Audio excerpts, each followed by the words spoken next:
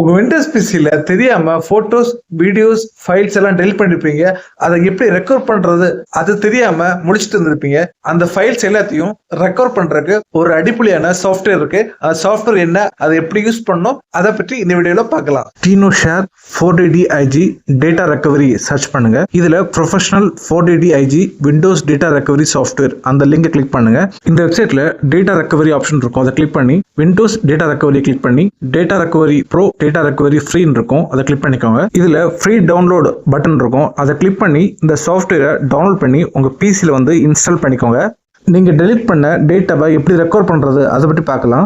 என்னோட பிசியில் gallery folder இருக்குது. அதுக்கு உள்ளாடி உள்ள ஃபைல்ஸ் எல்லாத்தையும் நான் இப்போ டெலிட் பண்ண போகிறேன். டெலிட் பண்ணிவிட்டு ரீசைக்கிள் பின்னில் போய்ட்டும் எல்லா ஃபைல்ஸையும் நான் வந்து டெலிட் பண்ண போகிறேன். டெலிட் பண்ணிவிட்டு இப்போ ஃபைல்ஸை நான் ரெக்கவர் பண்ண போகிறேன். அதுக்கு நீங்கள் டவுன்லோட் பண்ண TinoShare 4DDIG அந்த அப்ளிகேஷனை ஓப்பன் பண்ணிவிட்டு அதுக்கு உள்ளாடி பார்த்தீங்கன்னா செலக்ட் ஃபோல்டர் இருக்கும். அதை கிளிக் பண்ணி நீங்கள் எந்த ஃபோல்டரில் உள்ள ஃபோட்டோஸ்லாம் டெலிட் பண்ணீங்களோ அந்த ஃபோல்டருக்குள்ளே போயிட்டு செலக்ட் ஃபோல்டர்னு செலக்ட் பண்ணிக்கோங்க. இப்போ இதில் ஃபோட்டோஸ் மட்டும் செலக்ட் பண்ணிட்டு கீழே ஸ்கேன் பட்டன் இருக்கும். அதை கிளிக் பண்ணுங்க. ஸ்கேன் ஆகி முடிஞ்சப்பறம் இதை கிளிக் பண்ணிட்டு உள்ள போய் செக் பண்ணி பார்த்தீங்கன்னா நீங்க டெலிட் பண்ண போட்டோஸ் எல்லாமே ரெக்கவர் ஆயிருக்கும். இதை நீங்க செலக்ட் பண்ணிட்டு உங்க பிசில வந்து சேவ் பண்ணிக்கலாம். இது மட்டும் இல்ல C drive, D drive, pen drive எல்லாத்துலயுமே இந்த மாதிரி நீங்க டெலிட் பண்ண போட்டோஸ், வீடியோஸ், ஃபைல்ஸ் எல்லாத்தையும் ரெக்கவர் பண்ண முடியும். இந்த சாஃப்ட்வேரோட ஃப்ரீ வெர்ஷன்ல 2GB வரைக்கும் நீங்க டேட்டா ரெக்கவரி பண்ணி எடுக்க முடியும். ப்ரோ வெர்ஷன் வேணும்னா கண்டிப்பா காசு கொடுத்து தான் வாங்கணும்.